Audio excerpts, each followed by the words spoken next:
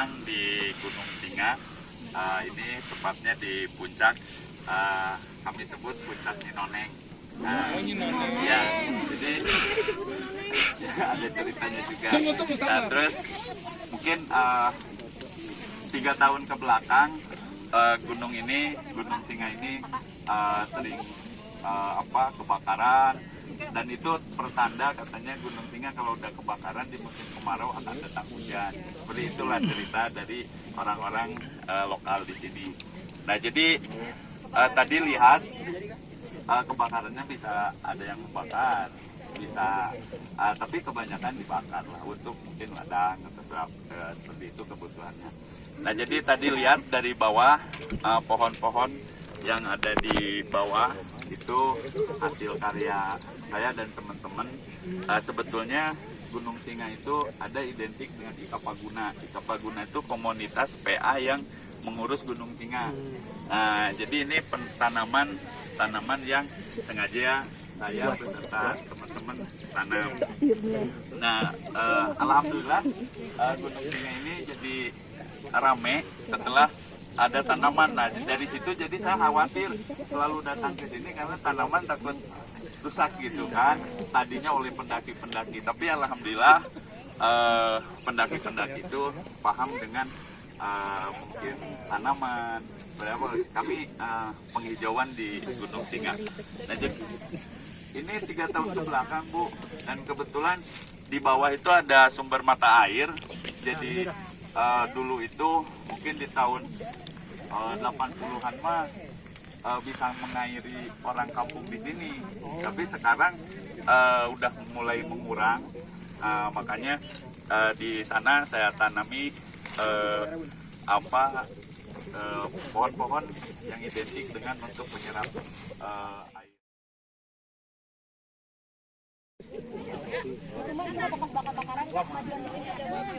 Selamat pagi, assalamualaikum warahmatullahi wabarakatuh.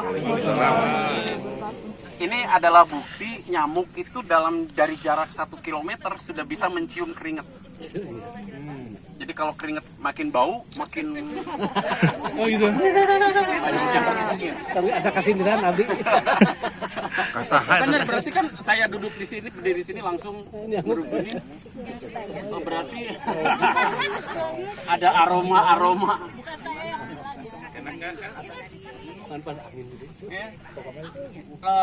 Kita berada di puncak Gunung Singa. Ketinggiannya 1089 meter di atas permukaan laut. Kita jalan sih sebentar, barusannya kita cuma 30 menit udah nyampe ke sini. Mana Pak Johan? Pak Johan. Saya dengan Pak Johan dan sekarang udah jadi nenek-nenek. Tahun 77 ke sini. Berkemah di sini dan pulang pergi ke rumahnya Kang Johan ini untuk ngambil makanan. Jadi nggak efisien banget. Mau potong ayam turun dulu, potong di sana, bawa ke sini gitu. Bolak-balik ke sana, tapi karena masih kuat jadi jalannya cepet. Jadi sampai ke rumahnya Kang Johan itu jalan kaki dari sini, memotong beberapa persawahan ke daerah irigasi ya, Pak Johan. Kita berkemah di sini, potong ayam, dan ada teman udah ngiler, wah itu paling gede ayamnya gitu ya. Wah, yang lain dia duluan ngambilnya, brak, ternyata laja. Rasain. Jadi kalau saya ceritain itu sekarang di grup alumni yang berkemah di sini, wah dia paling inget dia makan laja. Oke, cuma ayamnya waktu itu Kang Johan ini izin nggak ke ibunya? Wika tetap. Kemungkinan nggak izin. Oke, kita ini beberapa tafsir tentu ya. Ini tafsir dari saya mengapa namanya singa. Ini ada singgasana. Ada singgasana, ada nama raja Singawarman, nama negara Singapura. Apalagi yang pakai singa? Singa rimbun. Singapura. Terus Singaparna, banyak. Singajaya, Singasari, banyak sekali. Ini salah satu tafsir. Tentu di sini juga ada tafsir lagi ya. Yang seperti penunjuk panah di bawah ada singa katanya. Tentu ada tafsir itu, dan saya akan membicarakan tafsir dari saya. Kata singa itu atau singha, jadi asal katanya singha, diserap dari bahasa Sanskerta. Simha, bahasa Sanskertanya simha. Jadi singa atau singha, dulu kan nulisnya Singhapura, Singhajaya, Singhasari, betul, 100 ya. Itu dari bahasa Sanskerta simha, yang berarti singa, binatang singa, harimau, atau nama panggilan untuk Batara Kala. Jadi singa itu, simha itu panggilan untuk Batara Kala. Dewa Batara Kala adalah dewa penguasa waktu, putra Dewa Siwa. Kita silsilahnya dulu ya. Bagaimana pertaliannya dengan saya nanti? Dewa Kala sering disimbolkan sebagai raksasa berwajah menyeramkan, karena dapat memaksa semua orang bila adanya yang melawan karma, seperti kematian. Jadi kalau ada orang yang mau mati, kepercayaannya dulu, lalu dia menolak mati, menolak karma, nah ini Dewa Kalanya turun. Ngeri. Aku cabut nyawa lu. Nah, gitu. Memaksa. Oleh karena itu dianggap sebagai Abang Jago. Abang Jago. Makan lobster. Aduh Bang Jago. Sangat karismatik, gagah, berani, dan mempunyai kekuatan memaksa. Maka raja pun banyak yang memakai kata singa atau singha. Jaya Singha Warman misalnya gitu ya. Raja Tarumanagara. Yang pertama itu pakai singa untuk mempertunjukkan kegagahan, kewibawaan.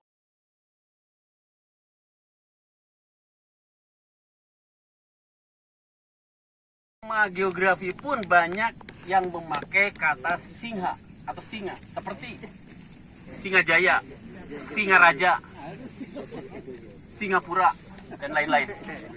Jadi nama tempat yang berwibawa karena raja mungkin sering di sana, namanya biar keren juga. Nama geografi udah, tempat duduk rajanya pun, nah ini tempat duduk rajanya pun sebagai tempat duduk yang penuh karisma dan penuh kewibawaan, sehingga dinamakan singgasana, yang diserap dari kata singhasana. Jadi sebetulnya nama singhasana.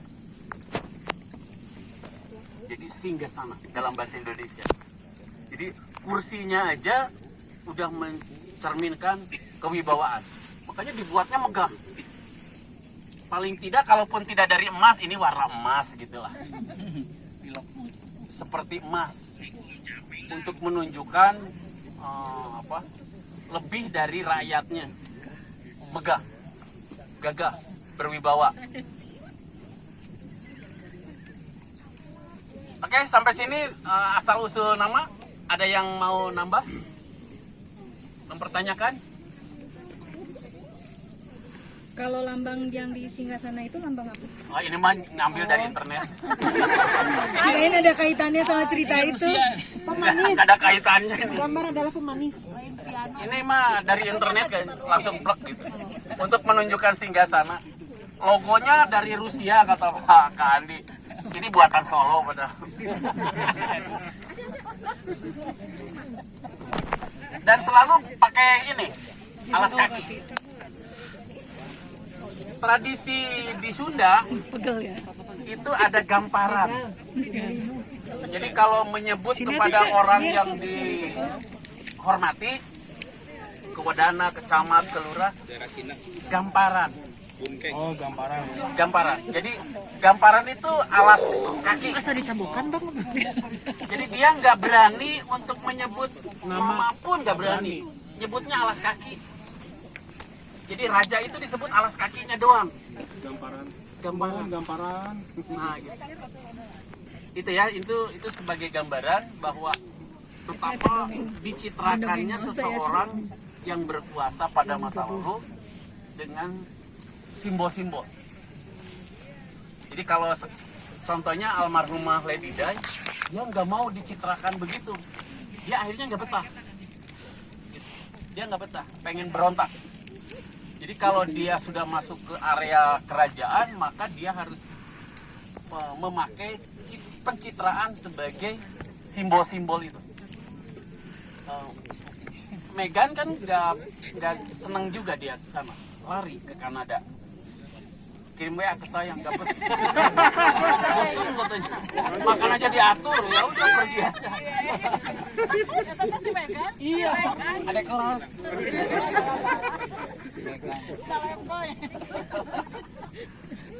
Beda umur. Dewi, Bapak. Oke, ada lagi? Bu Ani, ada lagi? Jo, tanya Jo. Megan. Oke.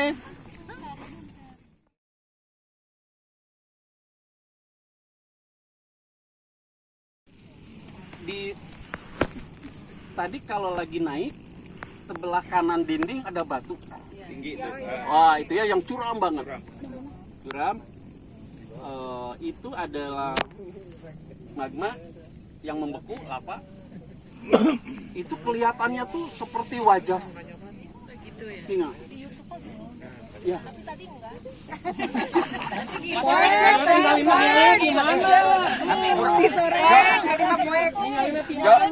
Biar yang lain terpengaruh pura-pura.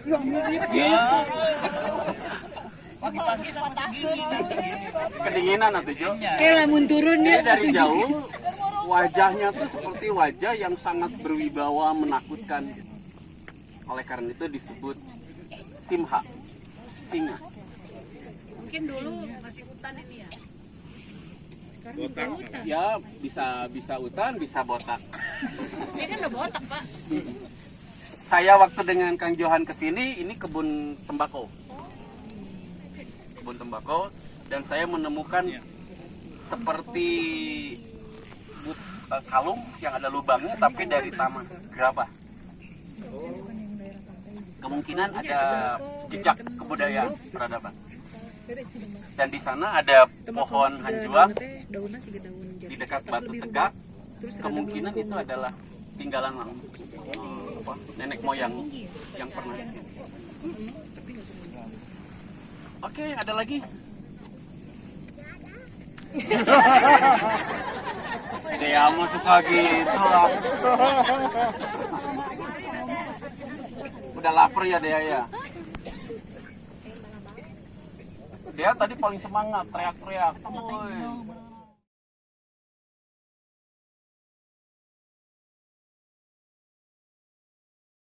Ini ada gunung api yang besar sekali di sini.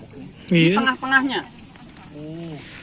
Ini pusatnya, tengah-tengahnya. Kalau dalam lingkaran begini, nah ini tengah-tengahnya. Jadi ada gunung api besar, lalu magma naik ke atas. Dia tahu magma? Belum belajar? Belum ya. Oke. Adek udah tahu magma deh? Kayak cireng lah. Di dalam masih ada. Oke. Magma naik ke atas karena ditekan, ada gas. Jadi prototipnya perut kita, magma itu, gunung api itu. Jadi kalau ada gasnya kuat, maka dia akan menekan ke berbagai arah.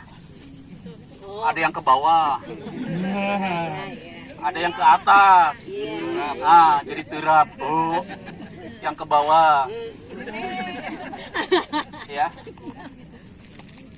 Terus kandungannya, kalau asam, perut kita asam, yang punya mah, gasnya jadi tinggi. Jadi begitu ada pemicu, gasnya tinggi. Kalau gasnya tinggi, dia sendawa. Kentutnya brot gitu ya. Tekanannya kuat. Nah, gunung api juga sama. Semakin asam, kandungan kimiawi magmanya, gasnya makin tinggi, dorongannya makin kuat. Oleh karena itu, kalau kimiawi air, kimiawi gas makin asam, harus curiga. Gunung itu bentar lagi meletus. Harus curiga. Ya kayak perut kita, kalau asam harus curiga. Bisa mencret, bisa muntah. Menekan ke atas, dan kalau tekanannya sangat kuat, maka semuanya dihamburkan ke atas. Puas, dihamburkan. Nah, ini neranginnya di sini.